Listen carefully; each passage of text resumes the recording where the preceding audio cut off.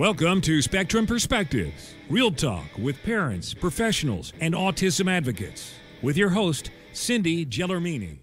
Hi everyone. In today's episode, you'll meet Patti Ramos, who's a special ed teacher who talks about her son, Nicholas, who has autism. After Nick had his vaccines, he got very sick, and afterward, there was a digression in his development. He lost his speech and began stimming. Soon after, she had him evaluated, and he began early intervention and ABA therapy. Join us today to hear part one of her story. Hey, look how good you look. Oh my God, I'm like, oh, I have to get out of my pajamas. All right. I know, me too. How are you? I'm good. It's so good to see you. Wish I could see people in person. Hold on, I'm going to just turn you up and turn. Okay. So in my books, at the end of every chapter, I do a mom's minute.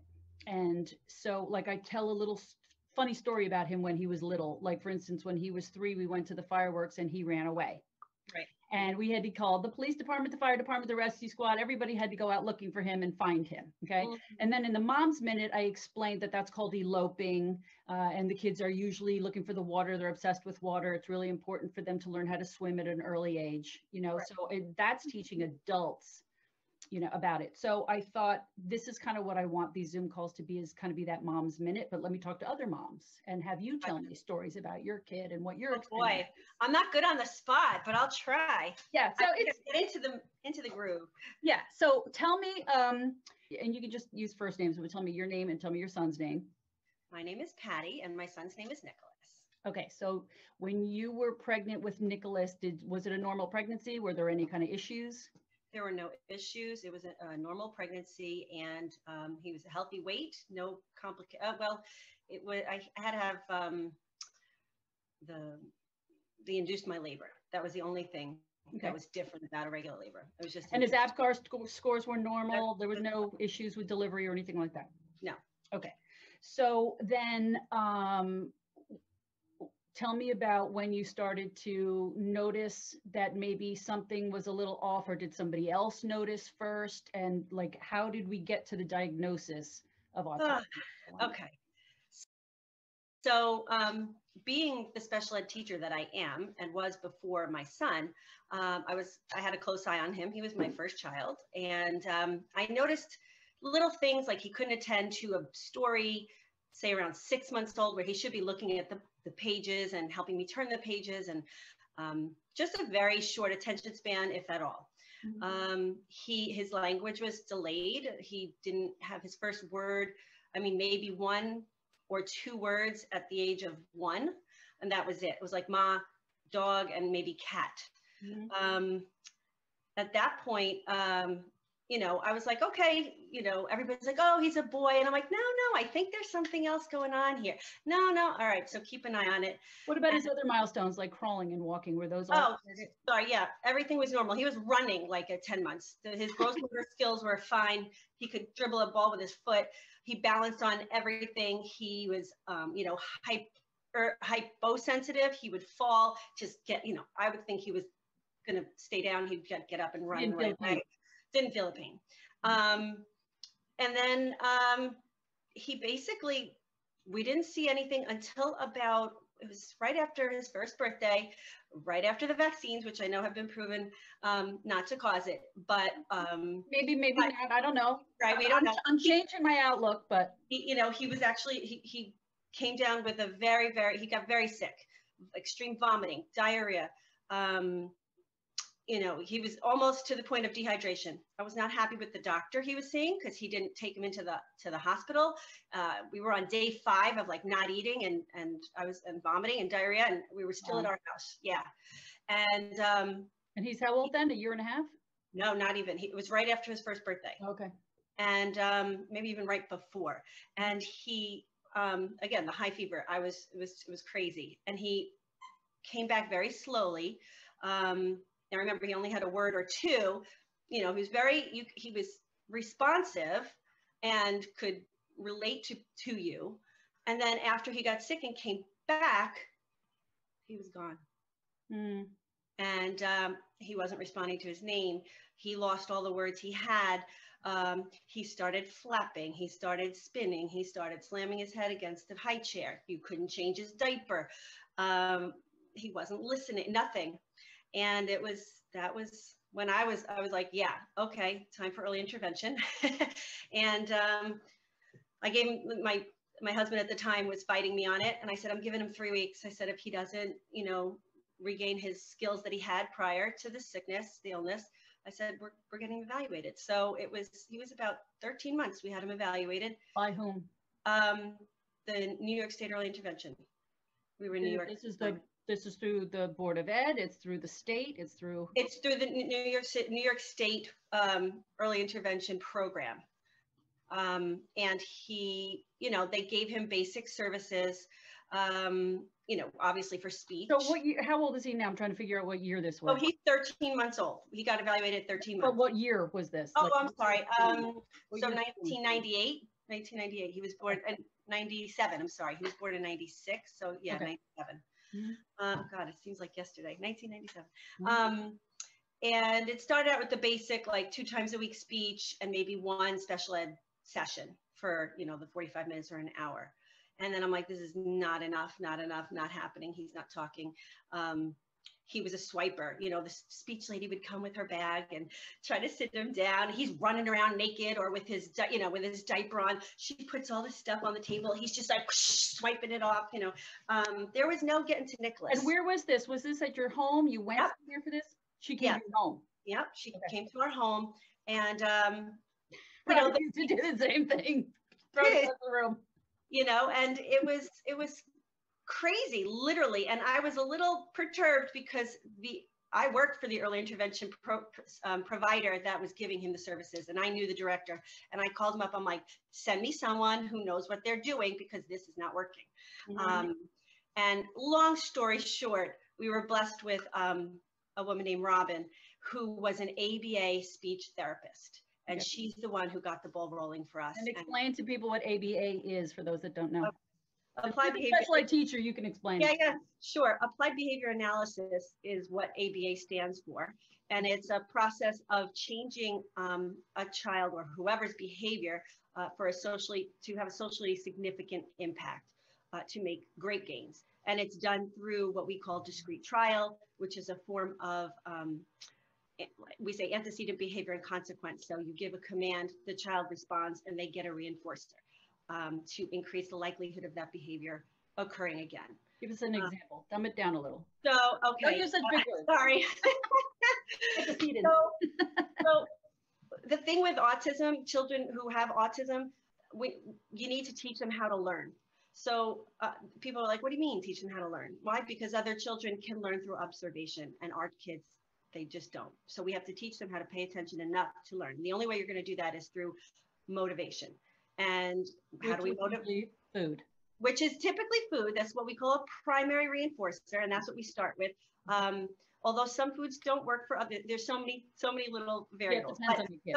Right, depends on the child. So you do what we call a reinforcer inventory, and you place out items, and you see what they go for, and then you use that. I call it gold. It's your gold to get this child or your son or your daughter to do what you need them to do. So, for example, if you want them to clap hands, mm-hmm. and people are like, "What? You have to teach someone to clap hands?" Yes, you do. Mm-hmm. He might be able to do it like this, but if you say clap hands, they're not necessarily processing it. So right. I have video of Robbie when he was in school. It's on my YouTube channel. I have it of him when he's really little, and they say, Robbie, do this. And then he does this and say, good job. And then they give him an M&M reward. Exactly. So that's exactly how it starts with do this, which is an imitation skill. Mm-hmm. So there's a whole prerequisite set of skills prior to even saying clap hands to get the child to do it. So you would start with do this in the model and imitation, and you might have to go through various levels of prompting, physical prompting, then or verbal prompting or gesture prompting when you're using your hands to point to things, or just tapping them slightly just to get them to clap hands. And then as soon as the child does it at the given level, they're immediately reinforced with this gold, and they get their motivator. And that is what sets in, and they're like, oh, you mean if I do that again, am I going to get a piece of that? And yes, that's how it exactly works. Right.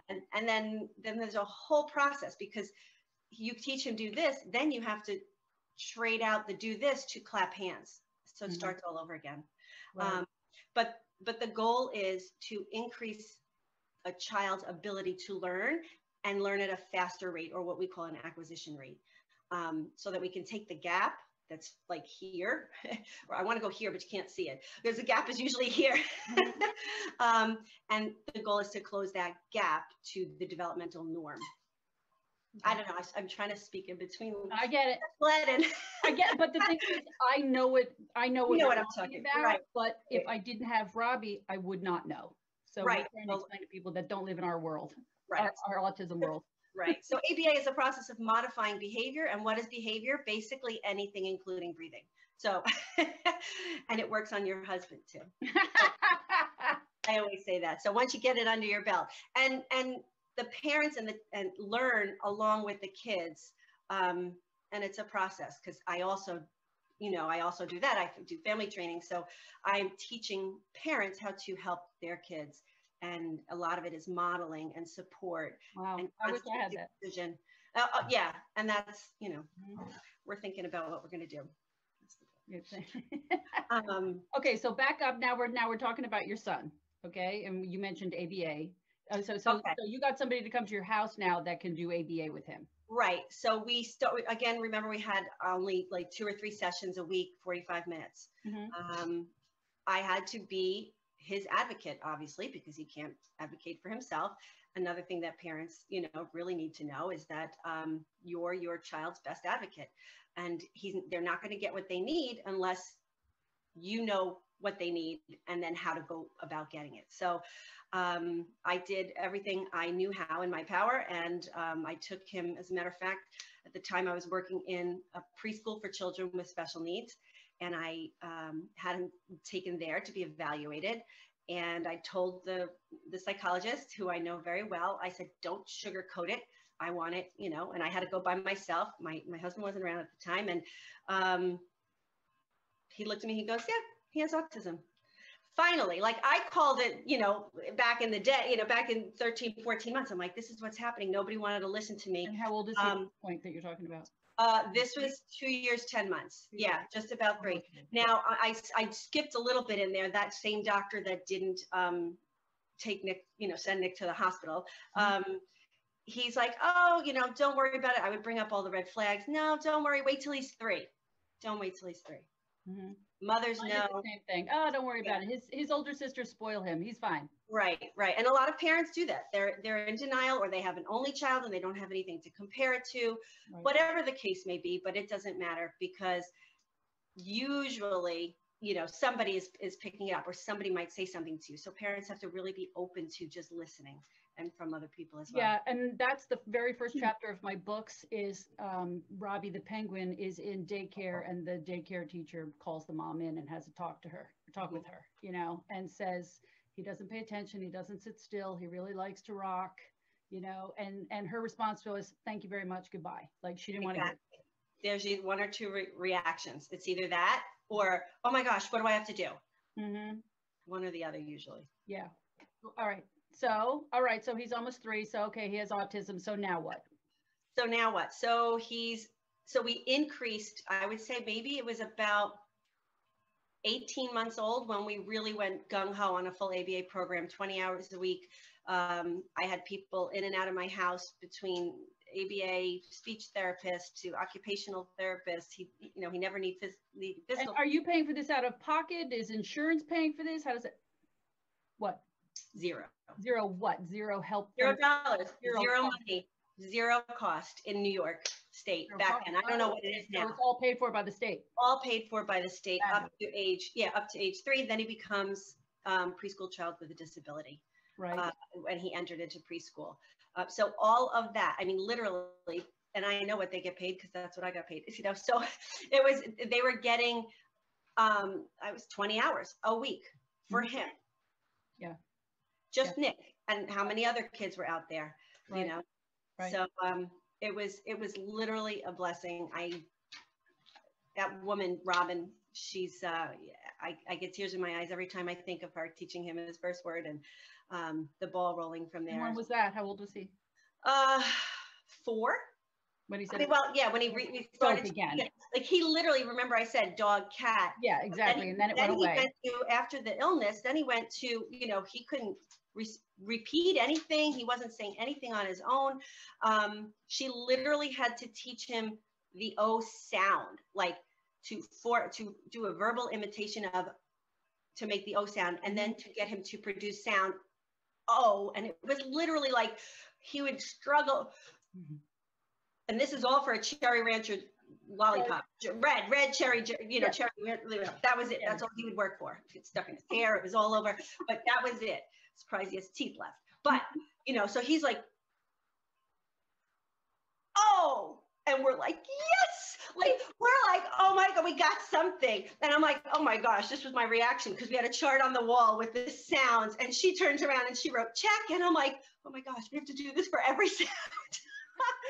So as I'm talking about, then the rate of learning, he started to pick it up. So then, you know, that was with every vowel. And you don't only do just one sound, then you have to reduplicate it. You have to be able to say O, and then you mix up OE. And I'm like, what? Like, I had no idea like any of this. And then she wound up talking to me and teaching me. Another, I say godsend, a friend of a friend. A speech therapist? She was an ABA trained speech therapist. Okay. Different. Yeah. Completely different. Yeah. Okay. You could be a speech therapist, but. Yeah, because ABA to me is a teacher, but a speech therapist is completely different. Okay. So she's. Right. So the combination, because they're usually not speaking, the combination of the ABA and the speech therapist is what really was able to help him. Then friend of a cousin. Oh, I know somebody in their program over at Rutgers. They need, hours or, to get whatever. And I'm like, oh, and, would you be willing to talk to her? I said, absolutely. Her name was Michelle. She just came over. She wound up sleeping at my house. She invited the whole team. This was probably about 18 months, between 18 and 24 months. I can't remember exactly when she came into the program, the picture, but she took Nicholas's team of people and trained them in my dining room. Like, I still have the vision. I video recorded it. She was going over, because the teachers didn't even know what to do with him. Like, they didn't know this whole thing. There was not enough people trained back then. And, now felt like now it's getting a little bit more popular and across the board. But she trained everybody. She followed through with everybody. She's, like I said, she stayed at my house. She slept. I'm like, this is an angel. Like, she's just an angel. And made the biggest difference. We had the notebook and all the trials, how to get recorded, and who was in charge and who was supervising the book, because now that's the whole thing. Is like, I don't even know now, because everything's probably data. I mean, on the computer, everything's changed probably even from then, but it's still the same philosophy and the same principles of applied behavior analysis that don't lose its impact. Okay, so then did he start school when he was 3? So at 3 years old, he transitioned into a preschool program. It was in Long Island, Crossroads School for Child Development. And it was an ABA program. It's like a 612 program. And thankfully, one of his teachers. What does that mean, a 612 program? Okay, that's 6 students to 1 teacher to 2 aides. Yep. So it's like there's 3 adults in the room, for 6 kids. Yeah, the 6 kids. Luckily, one of his teachers in early intervention, Kara, I get upset. I'm not upset. Like, these women are just priceless. Like, I think back. Anyway, Miss Kara was one of his teachers. And I know when I say Miss Kara, even now, he's going to be 25 next month. He'll just smile. She was in his early intervention program and was the teacher at the school he was going to. So she was his teacher. Okay. So that transition was smooth. I was like, whoop, that was good. Because we all know how transitions go. Yeah. Change. So he participated there for, I want to say 1.5 or 2 years. And then we had to move. We had a house fire and a divorce, and we moved to New Jersey. And when we got to New Jersey, again, of course, I was so concerned, like, what's going to happen with Nick? And they said, oh, they have all his records. I gave him the full rundown. I gave them my, like, every year synopsis of what Nick is doing and where he's at and how he got there. And oh, we have a great program for you. I said, awesome. So they told me about it. Given the services that I received originally, I wasn't questioning anybody. So we went right into the program without observing, without asking questions. And every day it was a six, they called it a 612 program. They didn't say anything about ABA. I didn't realize there was going to be such a drastic change. And every day in the notebook would come home. He doesn't listen. I'm like, really? That's a surprise. Was this part of the public school system, or this was a separate school? This was public school system in, I don't want to. No, you don't have to say the town. In the town. But I just want to know. But they did do justice for him by the end. So I could say that. But initially, I guess they didn't. So he was in like an elementary school, but like in a separate classroom, though. Yes, in a special ed. A special ed class. Was it all autistic kids, or was he mixed? No, so I didn't know. Like Down syndrome, like all different disabilities all together? No, so despite my knowledge in other things, I didn't question this, and I wound up finding out it was a class mostly composed of children with Down syndrome. And I'm like, well, that wouldn't be a good fit for Nick, but so they have different needs, special needs. And, they all have special needs, but what's one special need for this child is definitely different for this child. So once I found that out and, the teacher was not able to make progress with him, I just went right to the case manager and I said, this is not working. We need to go out of district for a new placement. You cannot provide him the services he needs, in district. And what was their response to that? Initially, they were like, well, let's see, maybe we could find, I'm like, no. At this point I was done. I was like, yeah, no. And that's because it's all about.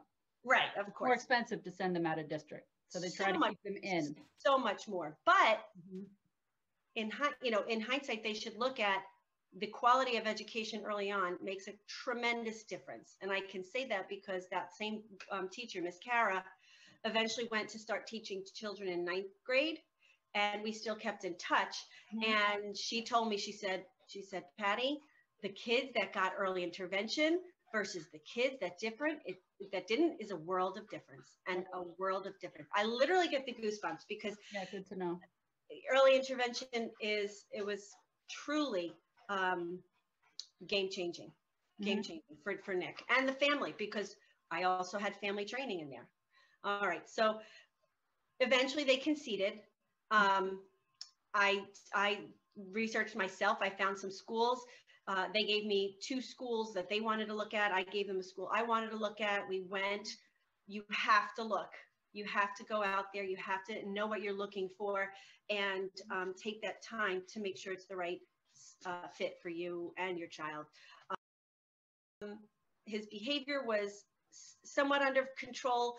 We had a meeting, and I said, I always tell them, I always tell your team, if I say anything to anybody, whatever team you're working with, just tell them, tell me like it is. I need to know whatever it is that my kid needs. So they were beating around the bush. I said, guys, does he need medication? Is that what you're trying to tell me? They're like, and I'm like, yeah, okay. Because, you're not allowed to say that. Yeah, they're not allowed to. Right. So in order to get his behavior under control, we wound up going to a neurologist and getting a little bit of Risperdal, and with the goal of modifying his behavior while he was on it and then fading it out, which we did. So back up to, probably like middle schoolish, he turned to me and he said, Mom, he's like, why am I in a school with kids who don't talk? Oh. And I said, oh, time for a change. Yeah. Like, oh, thanks for that. Because I wasn't paying attention. And they had this big graduation for him, and we wrote a speech, and he read it up at the podium, and the tears, and it was well, Nick, he's Nick, he's just priceless. Anyway, so he graduates, and we put him into that school with all the behavior.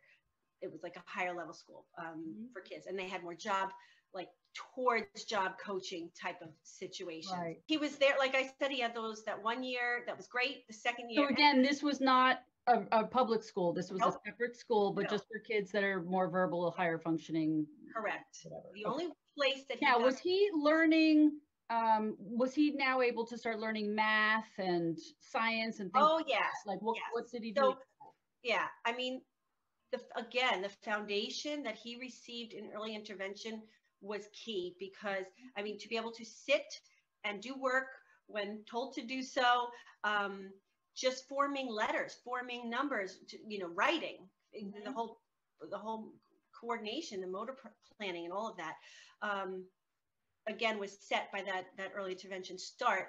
And yeah, he wound up getting a love for, he loved learning. He was like a sponge. Once we got his attention and his focus, a little bit more under wraps, we saw a lot more from him. I mean, he was way behind, he was, but he can, like, I mean, I don't want to jump the gun, but he was adding, he was subtracting, our word problems, no, not necessarily. His reading comprehension, it was improving, but nowhere, near what. Yeah, but he was reading. But he was reading. Well, I backtrack. But this was life. He could read before he could speak. Like. Oh. So if you gave him a book, he could read it. But if you asked him to say a word, he couldn't say the word. You know what I mean? It was really. And so have you ever asked him, now that he's verbal now, have you ever asked him about that? Does he remember that? Like, can he explain to you, like, what was happening? I've asked, trying to speak and he couldn't, or you don't know? I've never asked him that specifically. I had asked him about his smell issue. Like, he's very hypersensitive with his smell, and he's able to tell me that now. I remember when Robbie was first diagnosed and I went to visit a school and I listened to parents and they were talking about some of their kids could type some things out, but they couldn't speak. And the boy said one time, because he was getting very frustrated, and he said, "I'm saying I want a cookie, but I really want a cracker." And the wrong word was coming out. And I said, it sounds to me like when someone has a stroke, and it's like they're trying to say something, but it's like the wires cross and it's just not getting out. Well, that's exactly what it is. I mean, the neurons, what they call the dendritic pattern in kids with autism, like in a typical kid, these dendritic patterns are spread out and they're all connected and they're all working nicely. With our kids, they're all kind of crumpled up and the messages are getting stuck. And that's what happens. But back to reading before he was speaking. So I went with it. I went with what he could do. I made a complete book. How do you know that he could read? Well, he'd just pick up the book. He'd pick up a book and read. We were like, you can't talk to us, but you can read a book, right? Okay. Right. So, And did he understand you then verbally? He could understand you. He just couldn't speak.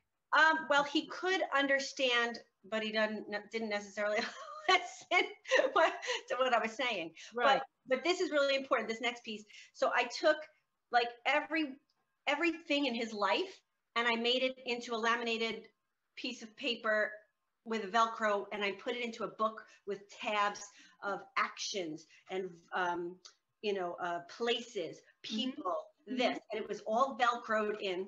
And then he had a strip. It's a textbook? Well, like a textbook, but it's not pictures. It's all words. Oh, okay. So he would go, this is eventually, once I taught him how to use it, he would go, okay, he'd find the tab that said request, go to the request, he'll find I want, put it on the sticky, then he goes to the verb to go, and then park.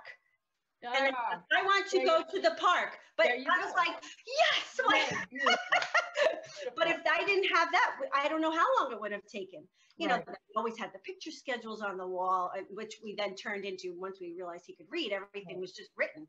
And that helped.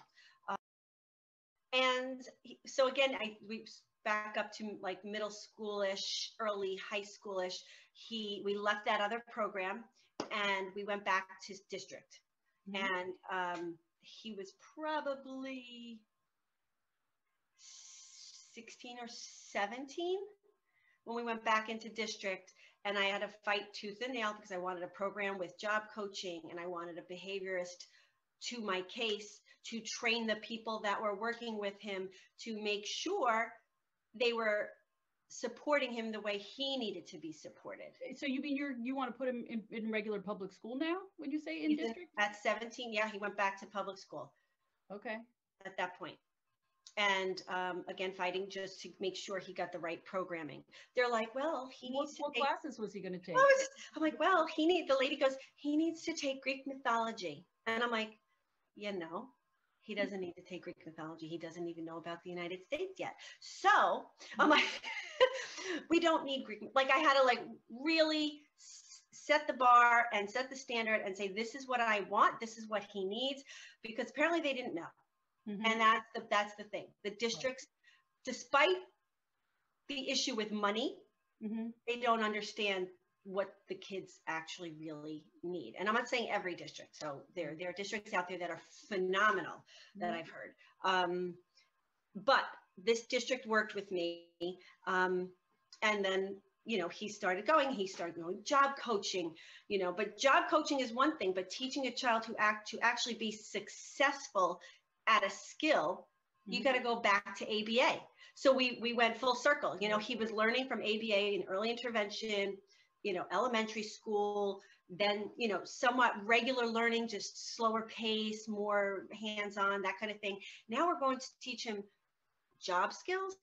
We got to go back to ABA, because this kid doesn't want to sweep necessarily, or mop, or wipe the tables. So how are we going to increase that behavior so that he can become a productive member of society when he graduates at 21?